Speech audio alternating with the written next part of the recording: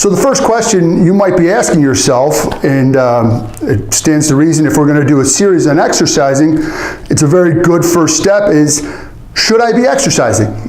Well, unless your doctor has specifically said otherwise, the answer is yes. The benefits are, you can't argue with the benefits of exercise for anybody, especially if you're pregnant. Now, how do I start? Well, you haven't exercised, you're not a regular exercise person. You don't go to the gym, you don't get on the bike and do 10 miles, you're not training for any type of anything that ends in a K. So what do? The first best step is get out and walk. If you have other children, get a stroller, push them. If not, you can either walk by yourself if you feel better or find another friend. There's always people out there who are willing to walk. You're looking for a minimum of 10,000 to 15,000 steps a day.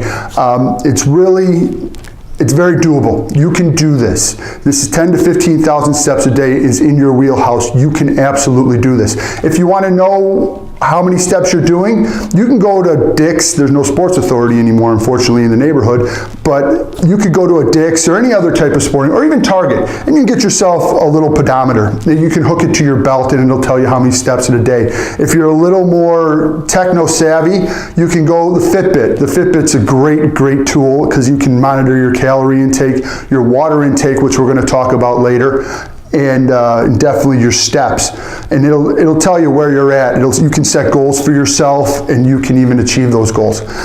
Now you're an exercise person. You're already at CrossFit. You're already at you do 5 miles 3 times a week.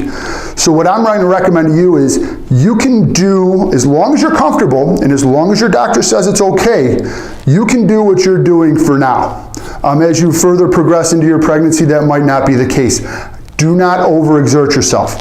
If you're somebody who runs 3 miles a day, don't try and run 10. Don't push yourself. Don't start training for the marathon now. It's in October. If you can do it, God bless you. But don't start now. If you're a 3-mile runner, run 3 miles. If you're a biker, go ahead and go for a bike. If you're a walker already, go for your walks. Those are all fine. So wherever you're at, is where you really want to stay at to maintain. You're going to try and maintain through your pregnancy. There's some nutritional components that you can take too, which we'll talk about later in our series. Also, your doctor should have some advice for you as well. I highly advise you to listen to your doctor. Don't listen to any of these blogs. Your doctor knows more than almost anybody else out there for your condition. So exercise is for everybody. That's the bottom line of this particular series. If you need to start somewhere, one step. Put one foot in front of the other. Everything starts with one step. So if at any time you are sore or uncomfortable, stop and call me.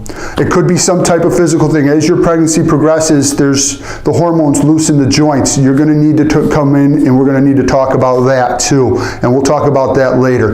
But right now, just one foot in front of the other, and that's the best way to start your exercise program.